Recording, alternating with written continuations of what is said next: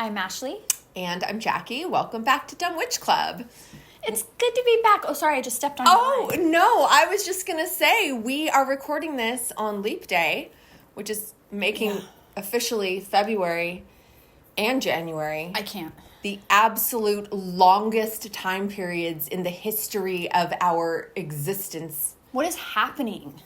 I don't know. I feel like we have fallen into like a space-time continuum anomaly. Yeah, it's awful. Awful. It's so many days of So the same many things. days. It's too many days. This year has been so long and so slow, people. I know. I have been seeing people who agree with this sentiment. Yes, I don't think it's just us. No, because I was afraid that it was, and like I didn't want to see people being like, the year's flying by, like what, because a lot of times you do. But I've been seeing more people be like, oh, I think I sent you that meme that was like, January was the longest year Yeah, it was of my like, life. yes, exactly. Yeah. Or that other one that was like, happy 48th of January or something. Yeah. But that was January. February's been the same. Yeah, it's literally been the same. And you said last week when we were talking about it, you're like, and it's not just because it has an extra day. It's not just because of one day. No, it's not. And so that's what I'm saying. This is Leap Day today. I know this is coming out after Leap Day, whatever. But thank God. That's today. But this is not why February has been long. It's not because of today. No, it's not because of one day. No. But like, it took 80 years to get here. Yeah. It did. It's ridiculous. So, that being said, I think we need a card pull. Let's do a passage into Yes. further along in the year. I'm holding a pen, trying to snap my fingers. Anyways, my nails are hitting each other. It's wild. It's just And I'm complaining about time and space. Hello. Dumb witch. Don't That's know what okay. I'm We can just complain about whatever we want. Yeah, we were saying that earlier. Like, we have the right to complain. So we will. Yeah. And I've been announcing that. I'm like, I'm just going to do this. So whether you like it or not, it's happening. I'm going to complain. Yeah. Everyone's like, oh, okay. Yeah. Until further notice. That's right. I'll be complaining. That's right. Until further notice, I am the complaint department. Like, meaning I'm issuing the... Yes. Oh, I love that. Okay. All right. Passages. Oh, that's cute. Joy. Okay, good. We love that. I And love it's that. a California poppy. I think I feel like you like those. I do. I love them. We're California girls. We are. And, whatever. I hope you're proud of your state flower. Yeah, I hope so. There's so many pretty ones. Oh my God. So proud of our state flower. I love California poppies. So They're do like that I. beautiful, bright orange color. Yes. Joy. They do bring joy. They bring a lot of joy. I'm ready. do. Okay, this is actually really nice because it's like, I guess a little on the nose, but I like appreciate that because this is what we're looking forward to when we were saying that today. We're ready for spring to come and stuff. And like when you start seeing the poppies, that's very when true. you know, and the mustard flowers and stuff. And then you know, like the wildflowers are coming and we've gotten a lot of rain for us. So they should be really pretty this year. That's going to be nice. You're absolutely right. And it does bring joy. And that just seeing like a card that says joy, like it just makes you happy. I like it. I love it. I'm into it. Yay. Very nice. Okay. That's a hopeful, positive message. I enjoy. Period. Good card pull. I love it. Yep. All right. Okay. So let's try to maintain The joy. as we dip into why though. Why though? Oh my goodness. Why though? Okay, so so March the 9th is coming up, right? It is. I'm calling this Call Your Friends Day. Check on your friends. Oh, that's a good point. Call your friends, check on your friends. And when you do that, watch your mouth. Be careful what you say to them when you're checking on them. Yeah, be cool. Right? Yeah. Why am I saying all of this? Okay, because on that day, we have Mars in Aquarius, square Uranus in Taurus, and the Sun in Pisces, sextile Uranus in Taurus. Yeah. So it's just a lot, especially that square energy. And look, we always talk about square energy. It's not necessarily bad, but it's challenging. It's kind of gear grinding energy. It's growth energy too. So it's not that it's bad. It's just that it's difficult. And then when you have Mars in Aquarius, specifically with Uranus in Taurus, those are both fixed signs. Yeah. Their planets are aggressive planets. Yeah. It's just a really volatile kind of like situation. Yeah, it's going to be a little bit fraught. Yeah. So call your friends, check on your friends, Yeah. and be nice when you do. Yes, and be very nice when you do, because also that's when Mercury enters Aries. And also, yes, exactly. So even more so. There's more on that day, which I know. I think I just Well, yeah, because that's already enough, let alone Mercury, the planet of communication, going into Aries, who, sorry, isn't known for their tact.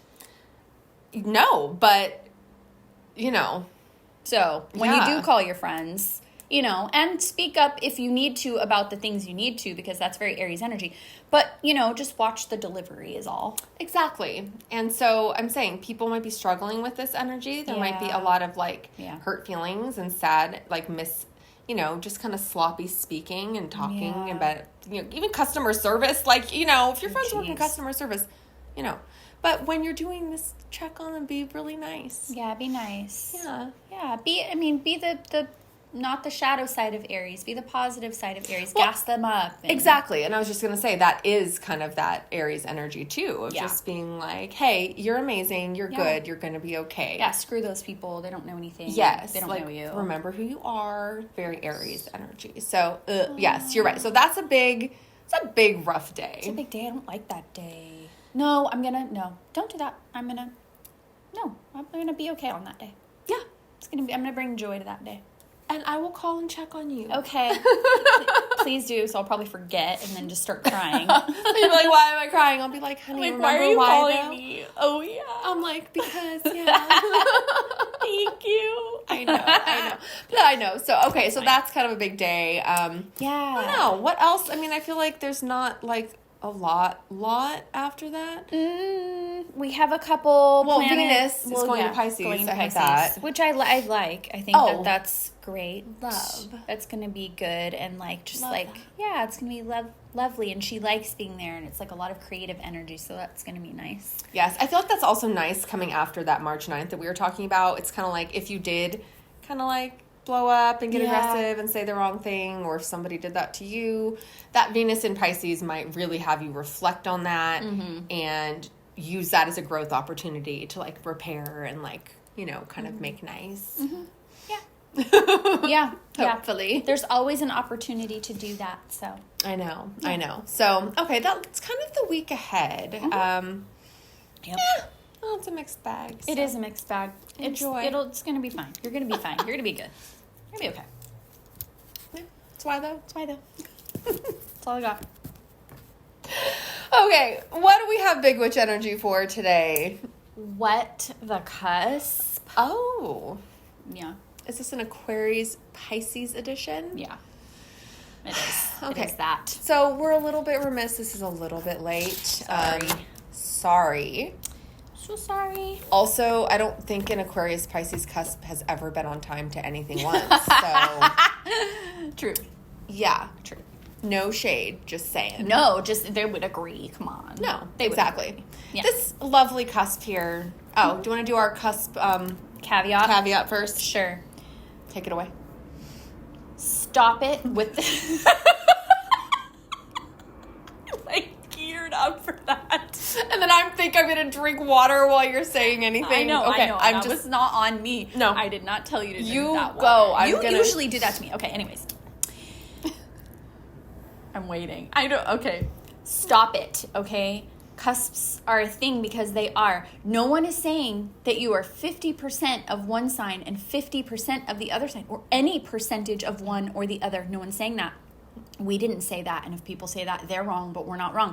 Mm-hmm. All it means is that your close personal planets to your sun that travel close to your sun could be in the neighboring signs, which flavors who you are with that sign's energy, and that is why cusps are a thing, and you are affected by it, and that's all we're saying, so stop it.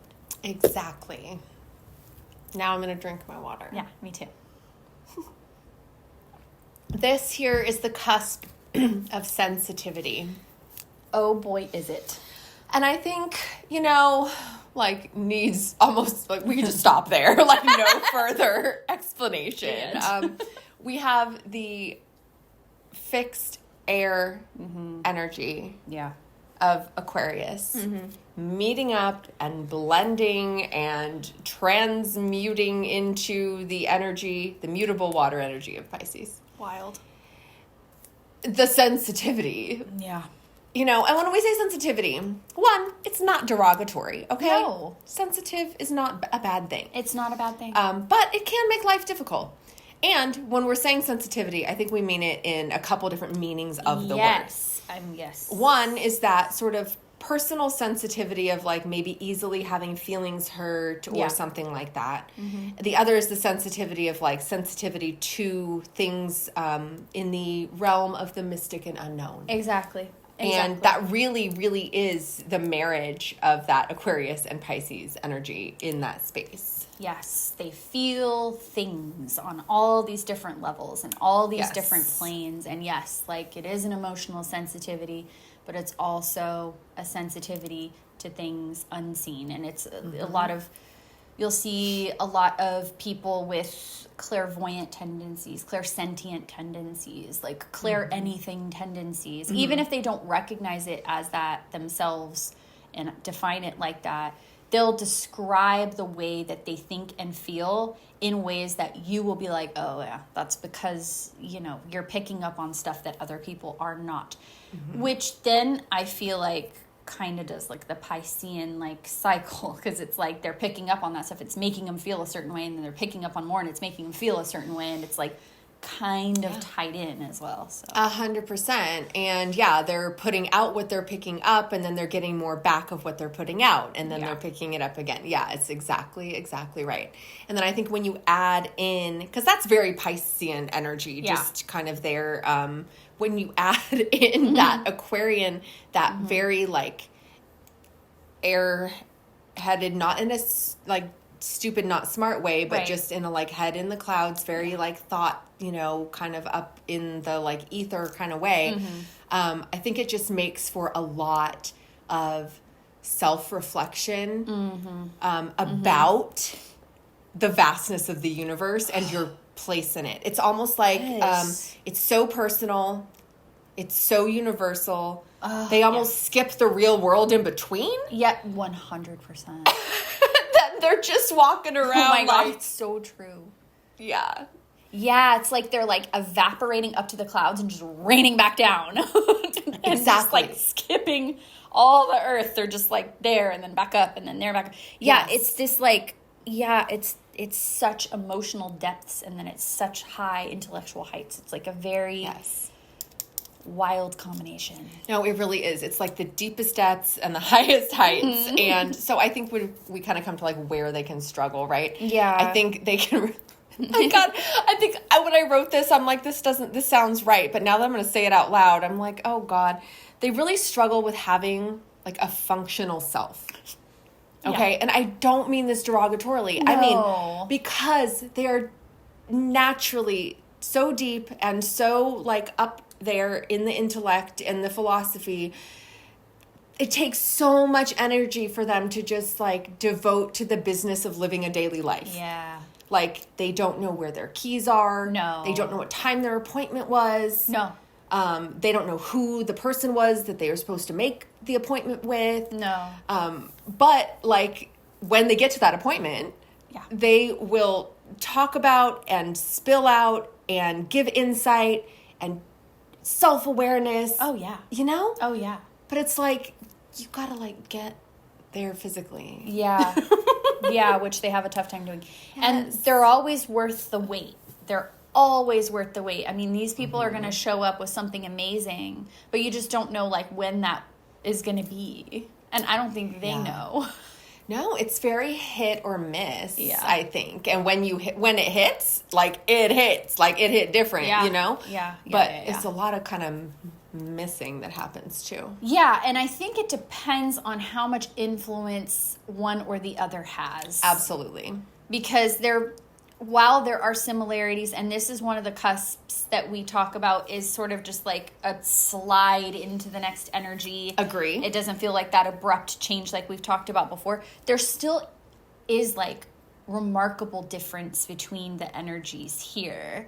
And like even just like the ruling planets and different energies of them. Like Aquarians are really going to feel a little bit more of like a sense of like duty to like act and do things. Whereas like with the Pisces, like Neptune influence, it's going to be a little bit more dreamy and a little bit more wacky like that. Yes, and that dreaminess really is, I mean, yes, it's like a universal kind of collective unconscious, but it's also a very, very vulnerable, personal interior world. Oh, yeah. And it's both, and then you bring in, like you're saying, that Aquarian sense of like duty and sort of like society needs to be built up in these ways. Yes. It's like, it's just a lot of big stuff. It is. And it can be easy to get lost in there as an individual. Like, how are you supposed to do all of that as a one individual person? I know. It's really hard. So, No, it's really true. And I think as with so many of the cusps, because they are combining two elements, they have the benefit of pulling from two elements. Oh, yeah. But that means they're also missing two elements. Yeah. So in the sense of like every sign is one element, technically would be missing the other three. But I feel like it's more pronounced in the cusps because there's two that are combining and then two that are still left out. Yeah. Does that make sense? It does make sense. Kind of like with how it like weighs out in my mind anyways. But so what's missing here is fire and earth. Yeah. And it's really to that point that I was making, like, it can be hard to have like the motivation, the passion, the kind of like get up and go-ness that comes from that fire energy. Totally. And it can be also really hard to have that practical, like feet on the ground, like earth energy. Yes. Because what you have are the other two that are just kind of bouncing back and forth and they're very nebulous. Yeah, and it's kind so of, true. Yeah. That's so true. Because they both exist in places of theory and places of thought. And so, and not action oriented. So it's going to be, no matter, which one is present more than the other, there's going to be overthinking and overanalyzation. I think with Pisces energy, it's overthinking. And with Aquarian energy, it's overanalyzation. 100%. Exactly. And they really, like, as we're saying all of this, it's really just struggle with finding the middle road. Yeah. With resting on, like, just this right here is enough at this moment. And maybe we just need to do it and just gonna go. Yes. They're like, but what if this happens? You're like, oh no. Yeah. No. Or like, wouldn't it be better if we all, And it's like, okay. It's like, yeah, probably would be better, but like, I don't think that's gonna happen. No. And so I think sort of like advice for this cusp is to learn to take the middle road, to learn to say, perfect is the enemy of the good, right? Yes, like absolutely. It doesn't have to be morally perfect and right and ideal in order for it to be good enough to move forward with. Yes, you almost have to like force yourself into a little bit more of a utilitarian ethical perspective. Yes. This is doing the most it can for the most amount of people or whatever, and I just have to recognize, and I think with that, it's recognizing, again, that you are one person and that you cannot do all of it, because I think that is like the main root of where that oversensitivity or overanalyzation, overthinking happens, is that they elevate themselves into that position because of the way they feel. Yes, and then that's so much of a heavy burden to carry as one individual. It like, is. The world does not rest on your shoulders. You are not responsible for like changing everything that's wrong with the world, which you can only like see and think and feel about so much with all that sensitivity. Exactly. And just like relieving yourself of that, just kind unburden of yourself unburdening yourself. And sometimes just like, okay, I'm just gonna go, and going with your intuition, especially if you're this person, like, I don't see how that could ever be bad. You're probably spot on. I mean, most of the time you're probably spot on. Your intuition is really good. So trust in your, I just posted a meme about this the other day, and I feel like it applies to this so much. What if you trusted in your power? Yeah. What if you trusted in yourself? Like, the amazing things you can do with this energy could be so amazing. You just need to let go of the reins a little bit. Yeah, and you have to believe that you are enough as one individual. Right.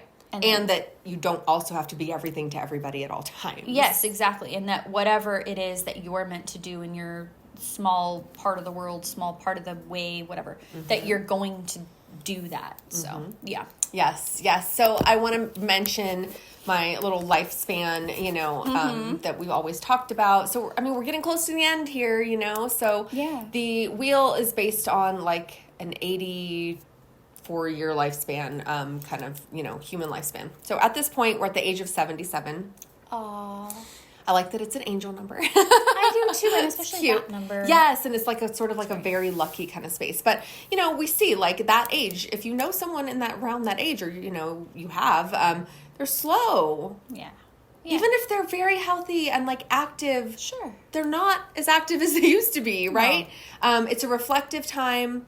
It's a time, obviously, of getting closer to mortality. At that age, if you're still around, probably a lot of people in your life have passed away. Yeah. Your friends, your siblings, your spouse, perhaps, you know, all of that. So there's a lot of loss that you've already had to process.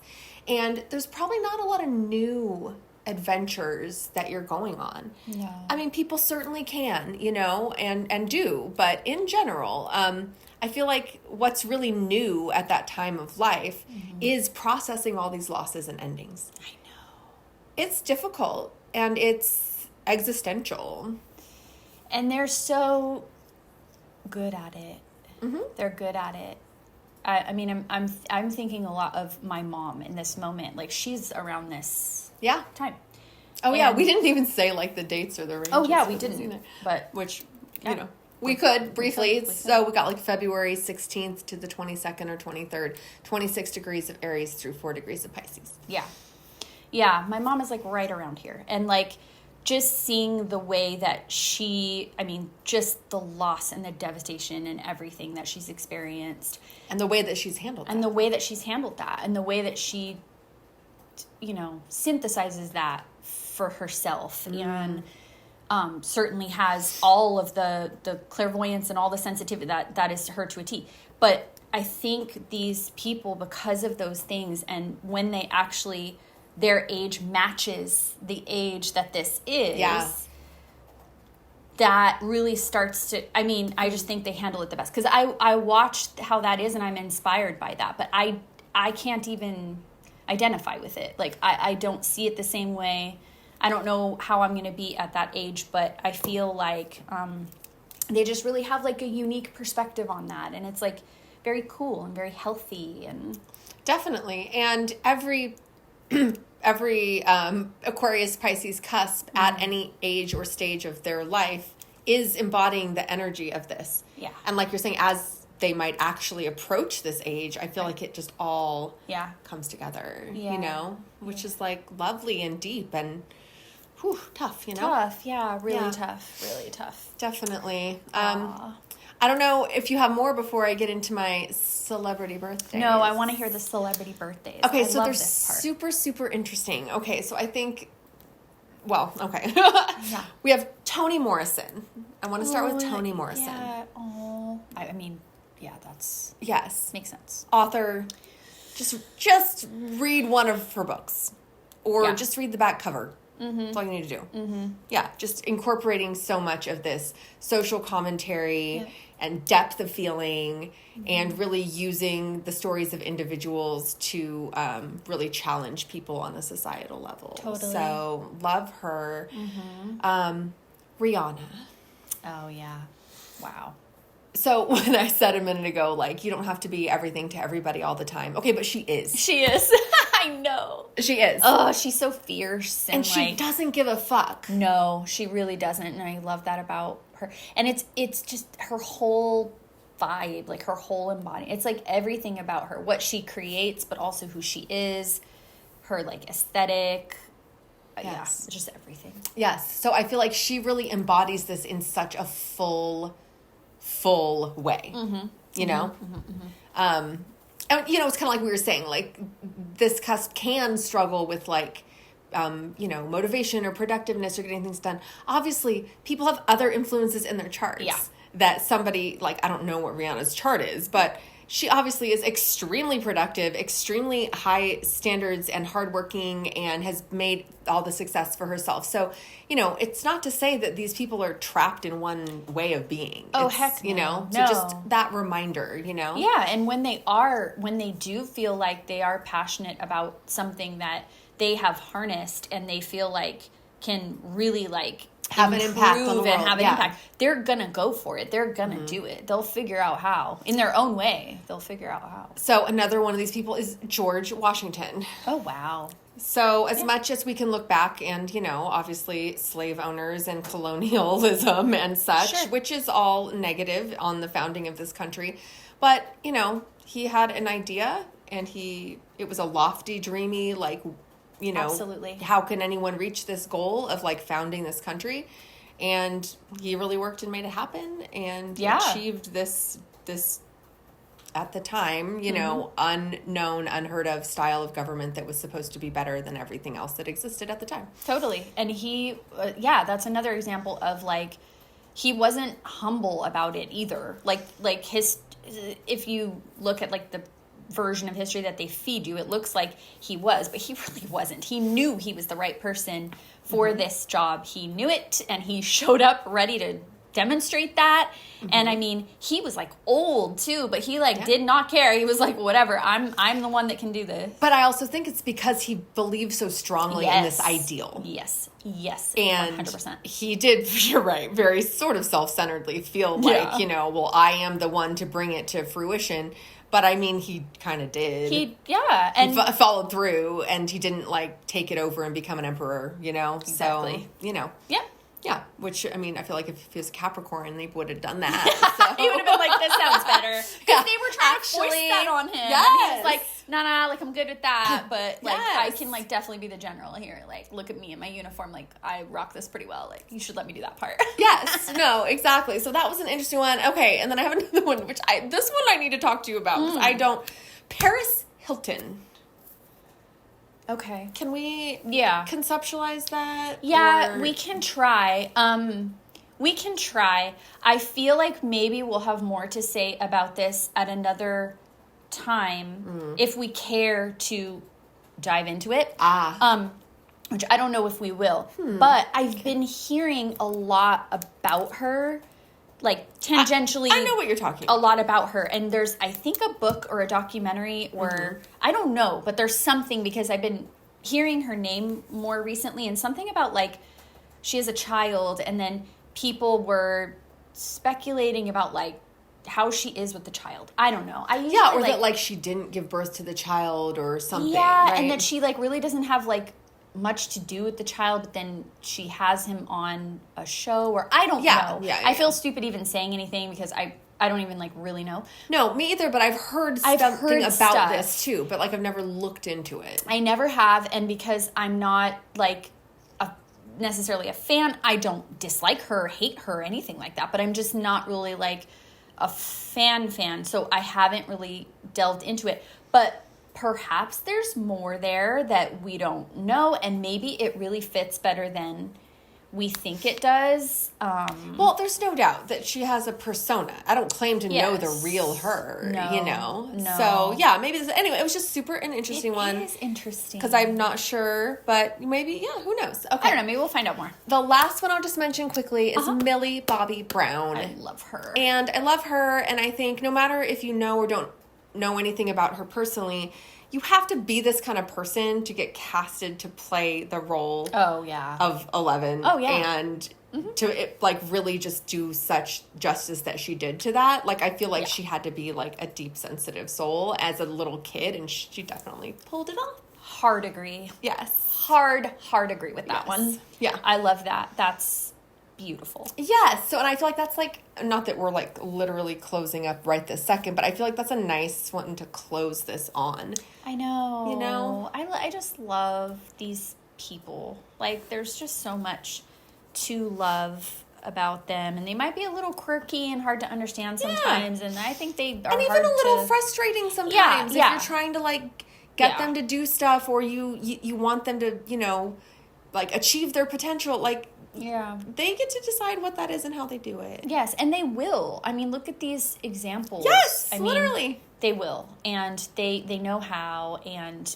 I think these people can really be an inspiration for you if you stop. I think especially like a lot of strong fire energy or earth energy really can benefit from this. Like maybe there is a little bit more deep thinking you could do. Maybe don't always forge forward. Maybe like pause a little in these spaces, right? And like allow yourself to see the creativity about yourself, and maybe some of those skills and talents that you have that you didn't really know you had. I don't know. No, I think that's a really nice point. I mean, we all have stuff to learn from others, and we all have things that others can learn from us. Mm-hmm. So, yeah. I also just want to say, I think this actually does wrap up our entire What the Cusp series.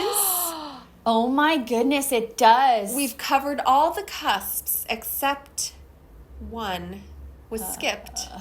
So if you figure that out, let us know and maybe we'll make it up. Maybe we'll do it. Maybe we will. I wasn't ready for that. I didn't know. Okay. Because we started with the Pisces, Aries cusp. Oh yeah, we did. Yeah. Aw, that was a crazy one. That was a real crazy one. You should watch that. You should watch all of them. They're fun. All of them are fun. We really like get into the energy of the cusp that we're talking about. It's crazy. We don't always know what's going to happen. Well, we kind of do. We usually end up saying that. But it's to watch each one is wild. No, I agree. And I feel like I would like to watch them all in order and just watch us like just blah, blah, blah, just go insane. Totally. And I feel like right now, like I do. I feel like I'm just like, yep, this is it. We're done. It's done. Yeah, whatever. same. Like it's cool. Yeah, it's good. We did good. Mm-hmm. We're fun. We're fun. We're good. Oh, so, okay, I guess that about wraps it up. It does. Is that right? Yeah, it is right. Okay, all right. So until next time. Stay witchy, friends. And stay dumb. Dumb Witch Club is written and produced by us, Ashley Sidner. And Jackie Gerard at the Dumb Witch Clubhouse in Orange County, California. Produced and edited by Matt Heinemeyer. Creative Director and Culture Consultant, Violet Turner. Original music by Ashley Sidner. And look us up on all your favorite social media platforms, including Patreon. Until next time, stay witchy, friends. And stay dumb.